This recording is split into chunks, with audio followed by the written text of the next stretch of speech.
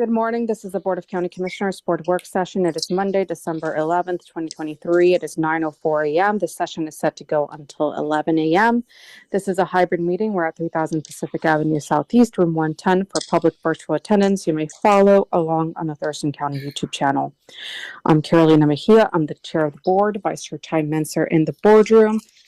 We have Commissioner Gary Edwards joining via Zoom, as well as Commissioner Emily Klaus, and Commissioner Wayne Fournier is excused. He will be joining this briefing later on this morning. We also have Interim County Manager Robin Campbell, as well as Assistant County Manager Rob Gilder. The topic of this morning is the Shoreline Master Plan Update Briefing, we have staff from Community Planning and Economic Development present, Joshua Cummings, Director for Community Planning and Economic Development, as well as Ashley Arai, the Community Planning Manager, and Andrew DeFobis, Senior Planner. So I will pass it over to them for hopefully this 10th and final briefing. Great. Thank you, Commissioner. This is Joshua Cummings, the Director of Community Planning and Economic Development. I provided this preamble a few times in the past, but I think it's worth repeating. Thank you again to the Planning Commission, who has gone through this document with a fine-tooth comb and lots of great outreach to the community.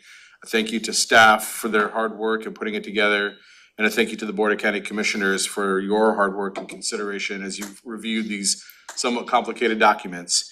I'd remind the Board of County Commissioners and all those paying attention that many meetings have gone into this item, and this is a very large update and good for the county. It does provide efficiency in the development permitting process. It does provide flexibility in that process, and it brings our environmental protections up to par with current status. So just as a reminder, this is whatever action the board decides to take in the next day or so begins the discussion with ecology. The action will be a submittal to ecology, and then they have the time to review this shoreline master program. And then their approval allows us to update the code. So there's still a road ahead of us, but this is the next very big hurdle. I wanted to provide my appreciation again to everyone who's put so much time and effort into this helpful program. So with that, preamble complete. Andy, please begin. Okay, thank you. Good morning, Commissioners and County Managers. Andrew DeFobis, Senior Planner with Community Planning. We're here today to talk about the final draft of the Shoreline Master Program, or SMP for short. Just for a bit of background for the public, the county is updating its Shoreline Master Program as required by state law. That project includes both comprehensive and periodic updates to state requirements since the current SMP was adopted in 1990. The SMP regulates development and redevelopment in the county's shoreline areas, which generally include Puget Sound, large lakes and streams, and associated critical areas. The final draft was sent to the board last week and published online, both a clean copy and a strike-through version, so that you can see all the changes that have been made since the board's public hearing in May. That includes the updated shoreline environment designations map as well. If needed, I can pull up the draft and we can go through any of it. It's got the updated buffers, shoreline jurisdiction, minor amendments from the prosecuting attorney's office review, and other changes that the board directed staff to make during past work sessions. There's a preamble page on both copies, I think, that describes next steps and also lists out the sections of the document that have been changed since the board's public hearing draft. We're happy to answer any questions you might have about the draft, the process, or anything else. Looking ahead, next steps would be to return at tomorrow's board meeting for the board to consider adoption of the SMP update, and it will then enter into the ecology process as Director Cummings indicated. And SMP will take effect upon final formal approval by ecology, but that's going to be a few steps down the road. That concludes my remarks. Thank you, Andy. So in terms of process, I want to make sure that the Board of County Commissioners has what they need. As Andrew stated, we can go line by line through the track changes, or we can have the commissioners tell us where they want to zero in and have a discussion. We have, I think, 2 hours set aside, but by no means does staff feel like we need to use all of that from our end. So up to the Board of County Commissioners in terms of what you would like to, how you'd like to proceed in process. Commissioners?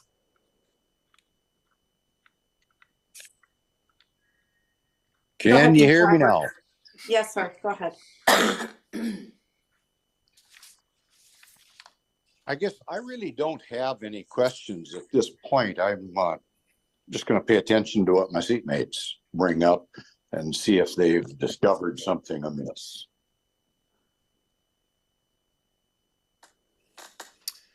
I'll pipe up. Go ahead, sir. So obviously this is a massive document and I had lots of things going on this weekend. So I kind of just tried to, I don't know, spot check, if you will, just kind of pick an area and kind of look at it, see how it's structured, see if, you know, and so I did that. And I'll just first say that it's very impressive what you guys come up with. I mean, I don't know how much of this was written from scratch versus taken from the last draft, but I mean, I see lots of government planning documents, and this one is very impressively written, structured, organized.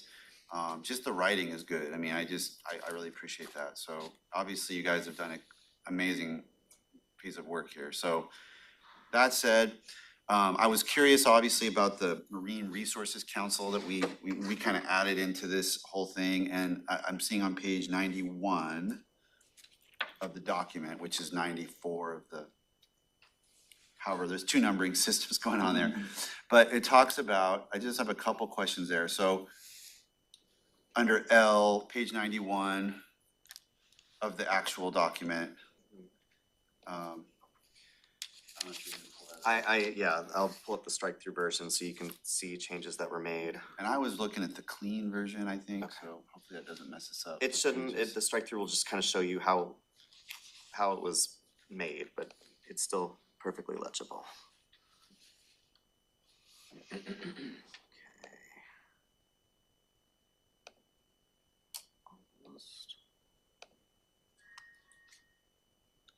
Okay, there we are.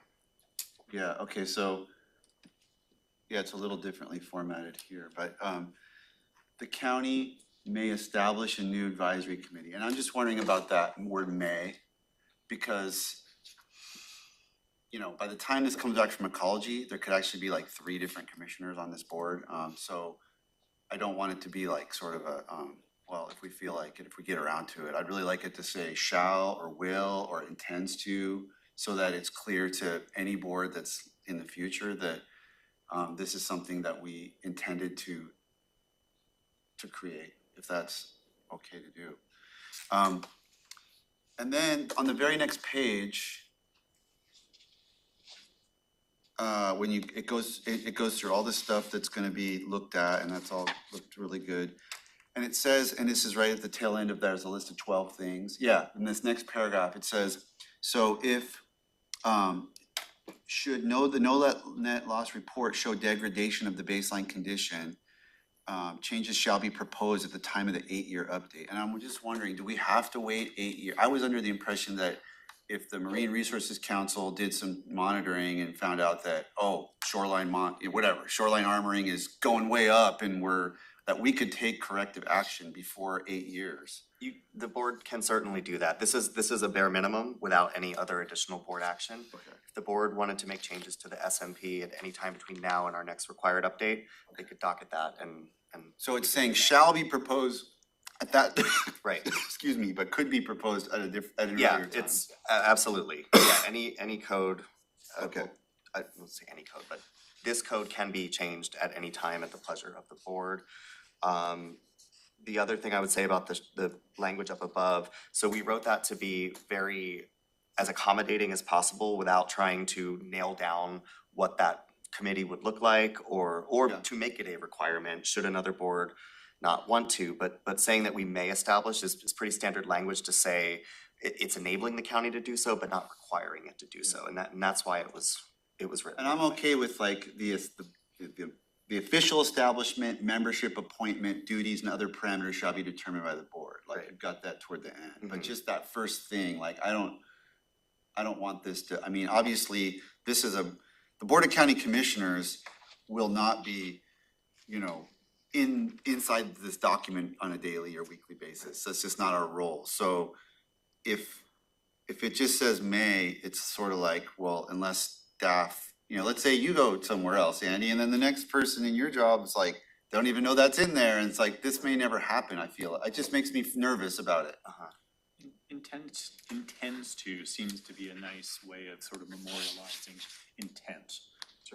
That was what I kind of was thinking, if a stronger word made you uncomfortable, maybe intends to is a good compromise. It's just about not tying the hands of future boards. Cause I could read this, let's say, yeah, well, at the future, I don't mind if tie the hands future boards, Totally. frankly, but if a future board read this, it might just seem like, oh, this is something that is an option for the board to do. That's nice, but we don't have time to do it right now or whatever. Like, that's a disconnect from where I think we are today, where we're saying we intend to follow through.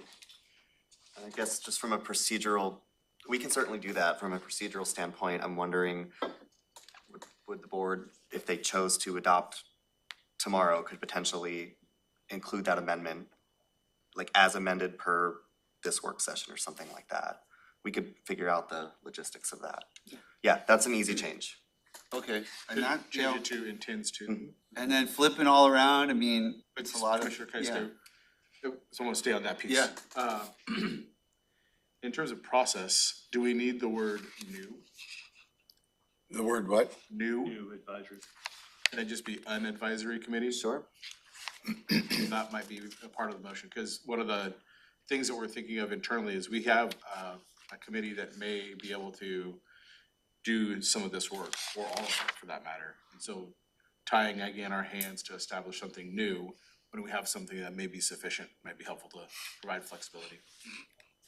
So we'll draft up that motion and see what the board says.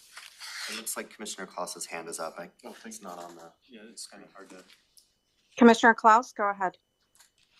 Thank you. Well, first, I just wanted to echo what my seatmates have already said about all the hard work that's gone into this. I definitely am excited that I get to be a part of passing this plan. And I also had a couple questions. I spent some time with it this weekend.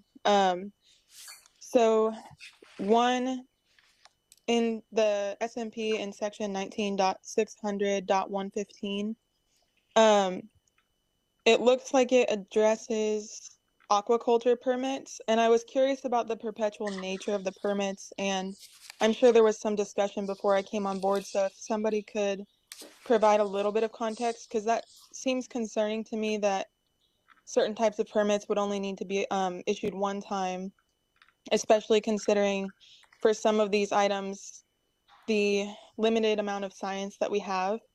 So I'm wondering if something about that permit we find out later is harmful, what is the process for ensuring that activity doesn't continue?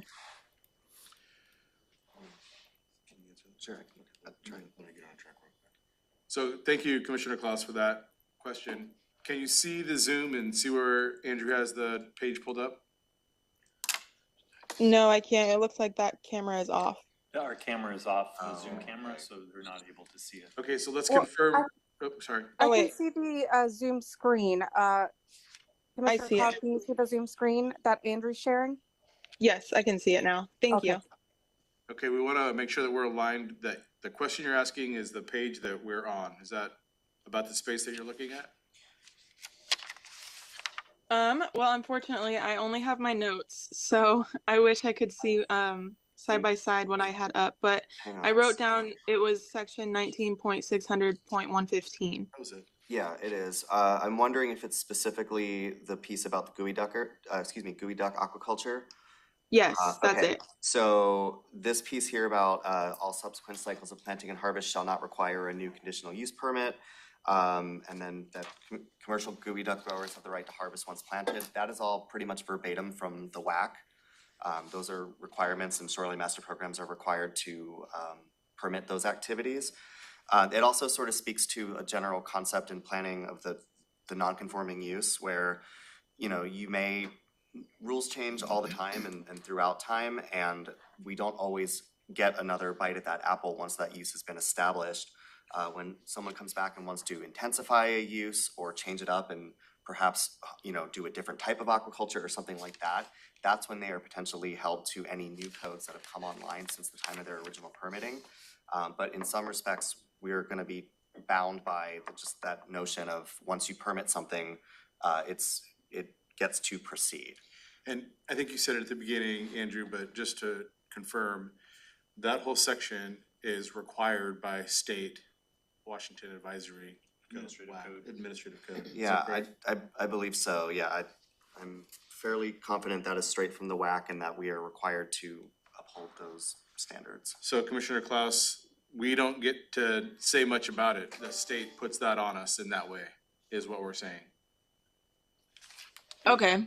And generally too, in terms of land use with a conditional use permit, that is a permitting process that is tied to the land in that use. So once approved, as long as you stay within that permitted use and nothing changes, intensifies, like Andrew said, then you haven't changed the markers. So it continues. I will also say, as we talked about at the last briefing, aquaculture is a very heavily regulated industry.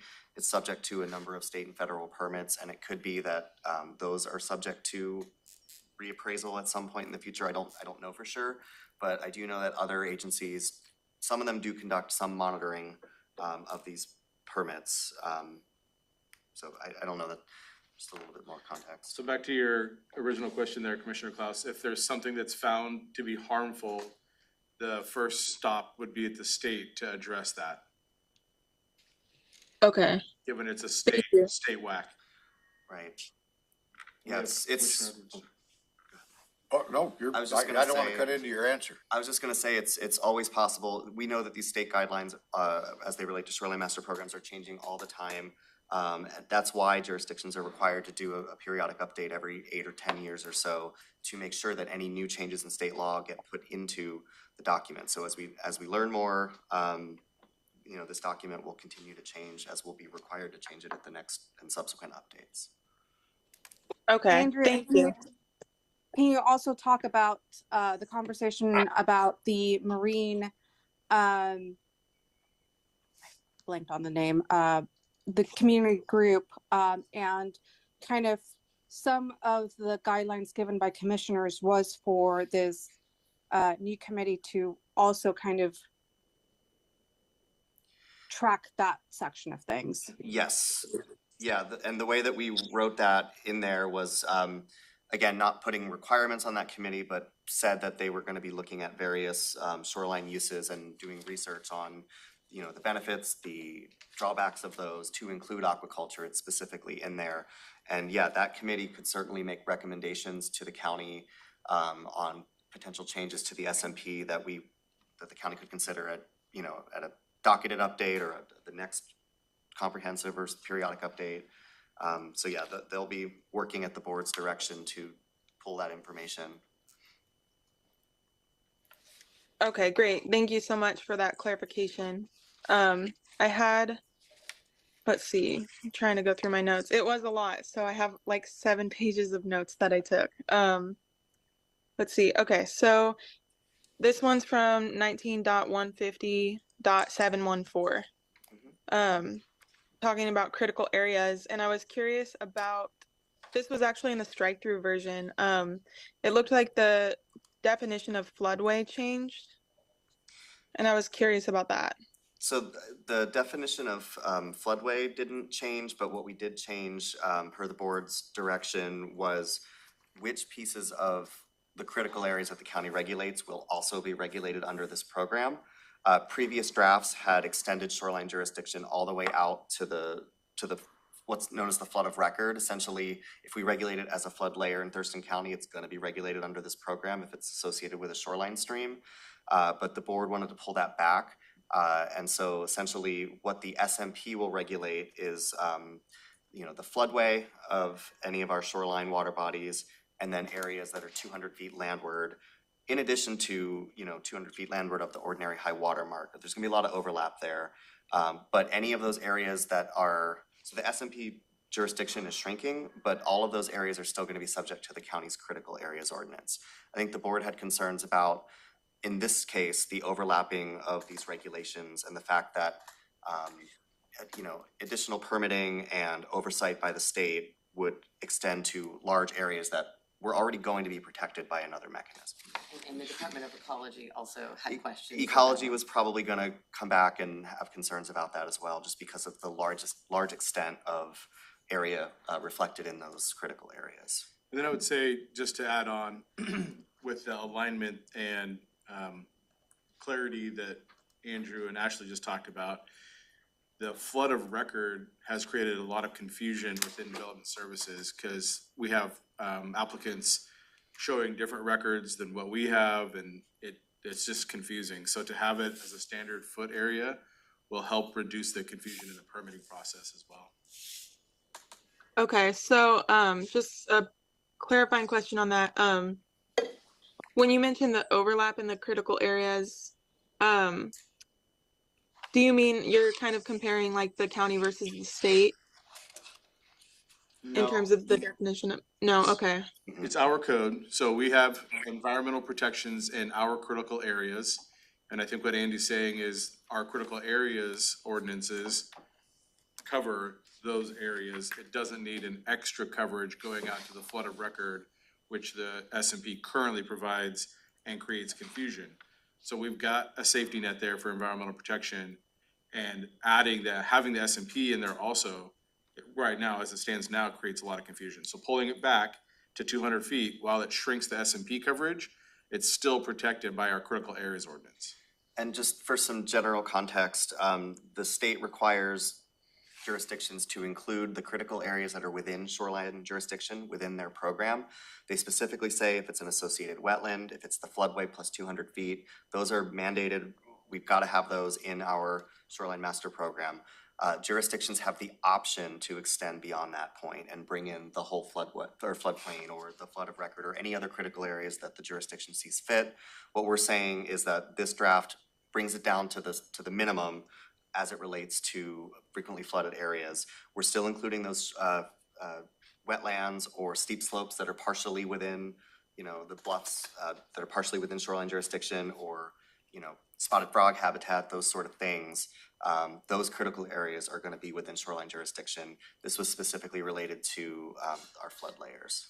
I think kind of one important point from the board's discussion was that, at least as I understood it, it wasn't that we were increasing or decreasing the protections. It was really about whether or not it would stay within county purview versus throwing an overlapping layer of a call, like anything within the S&P goes to ecology for approval. So it's like, did we want to expand the S&P into these areas that were quite a ways from any water body and create that extra layer, which certain landowners argued to us they were uncomfortable with that, and we kind of hemmed and hawed and tossed it around and decided that we were okay with keeping it just within county purview because the protection should be basically identical. That's a great point there, Commissioner Mincer. That's exactly the conversation was. The critical areas ordinance is a county permit, and it's very protective in terms of its environmental protection. The S&P is the state permit, and so it adds a layer of process. So that's right on point. Thank you, Commissioner.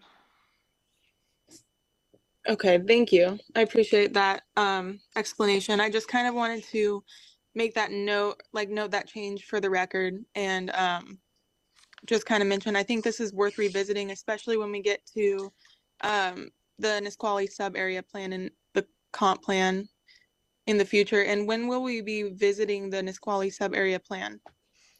We are kicking off outreach starting in January with an open house. And so probably not until next fall or winter, once it gets through the Public Outreach and Planning Commission process. Okay, great. That's what I was hoping, is that we could revisit that next year. I think that we could potentially address this concern next year if we decide that we need to look at this again. So I appreciate that. I think that was all my questions, but if I think of any more, I'll raise my hand again. Thank you so much. Thank you, Commissioner. I do. Thank you. I'm sorry. I thought Commissioner Edwards had questions. Just a couple of clarifications here where you refer to the program all the way through. You're talking about the, master program for the, Yes. right? And, let's see. I'll have to give you a page number here. On page number 37, under mapping errors, I don't know, there's just a couple of, I didn't understand what those in parentheses. It's just before the shoreline management, like in 4, if you read down to the end of that sentence almost, and then there's just something in parentheses that I don't understand. And then it says, those parentheses, then shoreline master program amendment. I So, just didn't know what those were. You so see what I'm that, talking about? yeah, so if you look at the screen, I think are you referring to the strike through there? So if we're looking Where? at the strike through version of the document, Yeah, right there. that's just reflecting that, that section number changed because we did some tweaking in the document, so one of the sections got bumped down. So the words of those sections didn't change. That's just a formatting change, and the parentheses shoreline master program amendment is just saying which section of the document that is. So if you go to 105J, that's what that's gonna be. It's giving context to whoever's reading this sentence that, Okay, one's scratched, one's new. correct. It used to be I, now Yeah, it's J. and now it's changed. So that same way over on, well, it's on page 42 on some of the Yeah, ones that yeah, have we been just wanted to, changed. and I know that's a Okay. really small change since the public hearing, but we wanna be very clear. Accurate. If it changed, we noted it so that people can understand. Okay, Yeah. so even the setbacks and where one part's scratched out, one part's new. Yep. Got it. Yeah, when you look at the Okay. buffers, yeah, the previous version of it is shown, it's still there, but it's struck out because those buffers have changed and the new buffers are in there as a new section. It was actually a lot easier for me to just strike the whole thing and add it again versus trying to format it. I gave up with Word and just struck it out. So, Okay. No, I think you've got a lot of stuff in here. The bigger a document gets, the more exponential these types of yeah, issues Cascades. become. One little change in all the different. yeah, I think it's gonna take an hour and then 6 hours later, you're Yeah. finally done with it. I've been there. Yeah. Some legal briefs. Commissioner Mintzer, I feel like you might have had another question. Kind Oh, of shifted. I really didn't. I was just gonna basically just a final comment that, like in my other spot checking and jumping around, I really didn't see, one place where some line spacing could be fixed, but I mean, it was really like, I didn't really see anything else that, it was I guess my comment was like, all the other places I was looking around for, the technical nature of it, I really felt was beyond the scope of the Board of County Commissioners. In terms of what I was just looking for things that we weighed in on, and then just to kind of see how they were worded in the document, and in some cases it was hard for me to find that thing, but in other cases I was able to find that thing, and it seemed like, best I could tell, it was on point, so. Great, yeah, and this will, in the fullness of time, will go to be codified in Unicode, and they will do their own standard formatting. Right, So, that's yeah, why, getting like any sort of editing to that level is kind of, it's, we don't even, we still have another iteration of this. Yeah. Plus what you just mentioned about the code conversion, so. Can I piggyback on Commissioner Mentzer's comments in the Go ahead. on page 95, it was where the advisory committee was, but at the bottom, you noted sort of the periodic update, and that saying, it noted it as 8 years, when I think the state law changed such that it's a 10-year periodic update. So I don't think we want to put in 8 if it's truly 10. Right, when that sentence was written, that was prior to that state law being adopted, so, yeah, that's a great Good catch. change. Thank you. Okay, so far, any changes that the board has asked for at this session have been in that one section, so that should be fairly easy for us to reflect in a motion. And then the only other comment is just, I think that kudos to all, it gets back to what Commissioner Mentzer said before, that it really takes a lot of complex information, and the illustrations are so helpful for folks as they're trying to navigate the written word and what it means visually. Those visuals are so important to be able to demystify what it means to them potentially as they're proposing something for their property. So those are great. And Yeah, they were really good. I mean, even a word like landward, I mean, some people they might not even understand what that's even talking about, but the visual's perfect. And I'll take another opportunity to mention that the county did receive a grant from the ecology to work on implementation materials that go along with the SMP. So it's the long-awaited pamphlet that folks have asked for that gives, frequently asked questions and contextual information for all subjects in the document, but it also includes infographics and how-to videos and all that sort of stuff. So we're gonna be kicking off that work, hopefully early next year, but we've got the grant and we're very excited about that. We'll just be able to do more in that vein because those things are really helpful. They're helpful for staff, they're helpful for the public. So just a plug for that. Thank you for that acknowledgement. Thank you. I guess for my comments, since I'm not seeing any more hands, or hearing anyone pipe in, is, like I said earlier, this ate my weekend. This document really did eat up my weekend, and I was, like Commissioner Menser said, and like the rest of my seatmates have said, just really impressed with the quality of work that this is, and just want to give props to Andrew, to Ashley, to Josh, and to other staff who have worked in this document, to the Planning Commission, and to the members of the public who were really interested in this document coming through. Going through it and knowing just how hard some of the decision points were, and kind of debating some pieces back and forth with my seatmates, it was great just to see it laid out in that document, and just great job. I don't have really any questions, but maybe Andrew, can you lay out the process of like the next steps that we're going to be following, and then if there needs to be any other changes, what that would require? Before you do that, can I just add on Commissioner Mejia's point?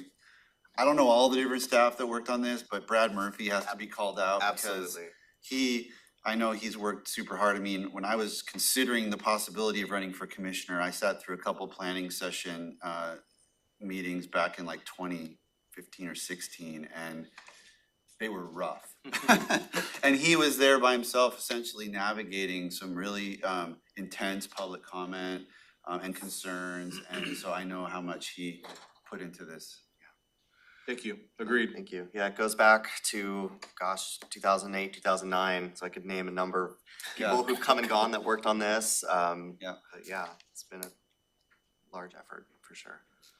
All right, next steps. So next steps would be, the document will come back to the board at tomorrow's board meeting for the board to consider adoption.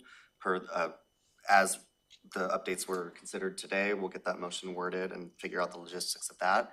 So assuming that the board adopts that, or if the board adopts the SMP, then staff will work on packaging all the required materials up to send to the Department of Ecology, fill out the checklists that are required, get all the the supplemental documents that go into the record, and all of that will get transmitted to Ecology. We are expecting to do that probably at the middle to end of next month, and then Ecology's process will begin.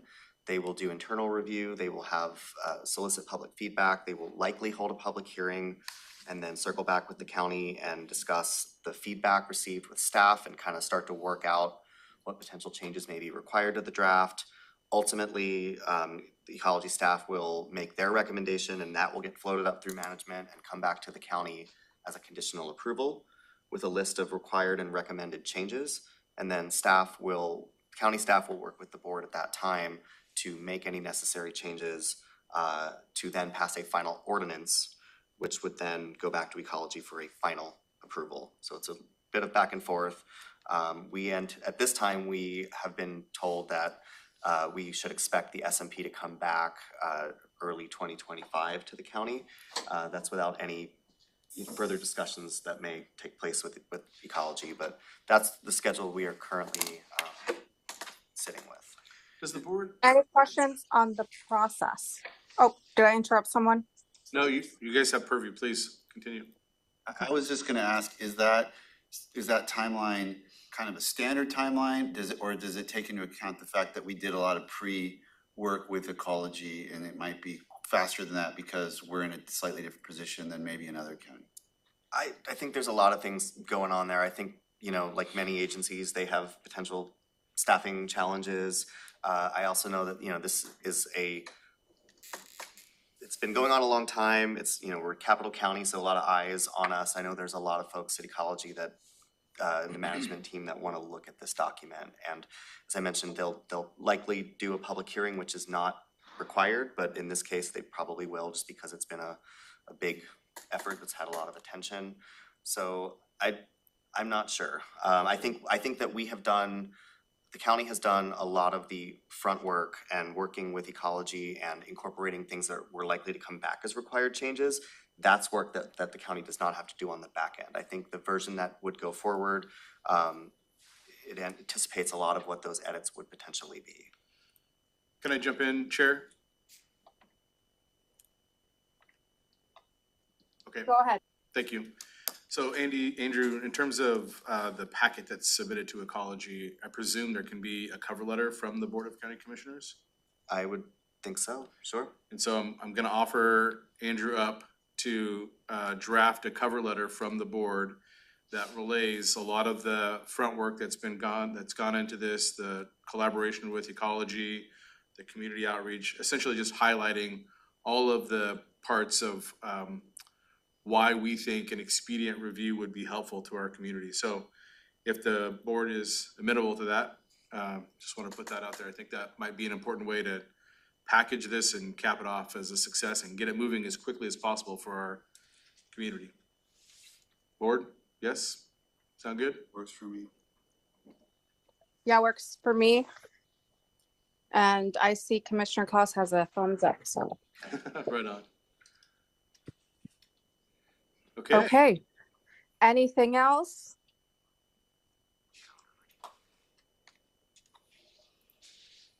Commissioner Klaus, go ahead. Hey, yeah, sorry, I just had one quick question about the process.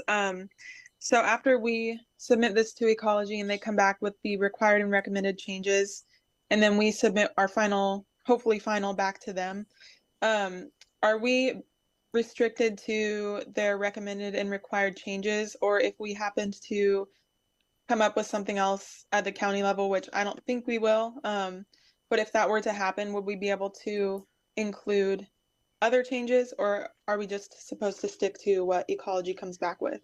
I believe that changes that occur after it comes back to the county are gonna be limited to the required and recommended changes, and potentially things that were reflected in the public feedback that Ecology receives in the process. But that could be very broad. Yeah, it could be. I don't think that I kind of asked this question.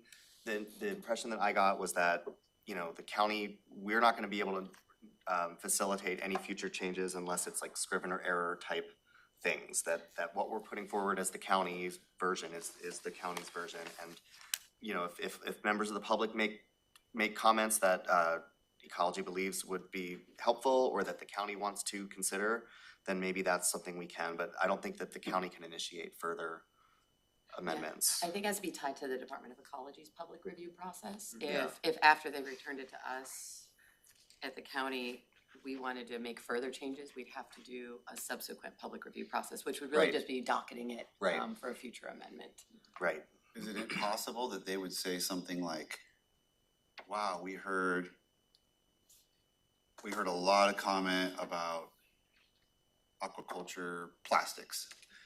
So we would either give us a range of choices or throw something back to us to work further on or something like that. I mean, is that something that happens? I think it could. I wouldn't choose that issue as an example, Well, yeah. but I think so. So there's gonna be, Dimensional standards. right, or- there's gonna be things that are, that is inconsistent with statute, that is a required change, or you got a lot of feedback on these items and we recommend considering incorporating this feedback. And I think there's gonna be some back and forth between Ecology staff and county staff as they're shaping that recommendation. So we'll be able to kind of brainstorm some of those things out and hopefully provide options to the board. I mean, isn't it possible that since there's there's been an effort to do a state riparian bill. Didn't quite get to the finish line, but I think it's coming back. Like, I mean, something could happen pretty substantially that would put ecology in a position, it's not our fault, but it would put them in a position of saying, we're gonna have to make changes to this plan. They couldn't just rubber stamp a plan that's now out of whack with some new state law. Right, I mean, there's a whole legislative session that's gonna take place while they're actively looking at this document. Right. And that could be interesting. Is that kind of like the bamboo versus the plastic pipe or? Well, maybe, who knows? Well, on the riparian, I mean, there's all kinds of things. It's kind of a big bill. The site potential tree height, I think, is what he's referring to. The State Department of Fish and Wildlife I don't know who sponsored it, but there was a bill to require jurisdictions to adopt buffers that reflect site potential tree height, which is where you look at what the science says. How tall would a tree grow here? That's what your buffer should be in those areas. It didn't pass, so we're not required to do that. The board got a lot of public comment from people saying you should do that. It's not currently a state requirement. It could be in the future. Maybe just one quick follow-up to something Andrew said. You said required recommended changes. Do you mean required or Yes. recommended changes? Is that what you meant? It's two categories, yeah. Okay. He just said the semicolon really fast. Okay, I just. Yes. An implied slash. Yeah, it's gonna be both. Okay. Yeah. So barring any other questions, confetti, 2 p.m. tomorrow, or? Champagne. This is a big deal, and I really appreciate all the hard work that's gone into it. So we'll get those items, the draft wording for the motion, and get it ready for the board. One other thing, by any chance, because we get this done, we're a little late getting there, but so are a lot of other jurisdictions that are worse shape than we are. So does this put us in line maybe for grant application review that we might be looked at more favorably because we do have this done compared to if we're lingering out there? I hope we get some other benefits along with it. I don't know that we will. I'm just wondering. I mean, it makes sense that they would at least recognize that. I think in recognition of all the work that we've done, we just got the grant for all of the outreach materials, Right. which will be a big win for our staff and the public in terms of being able to navigate this. So I think that's just an immediate nod to the work that the county has done in getting this update done. So the answer is yes. Yeah.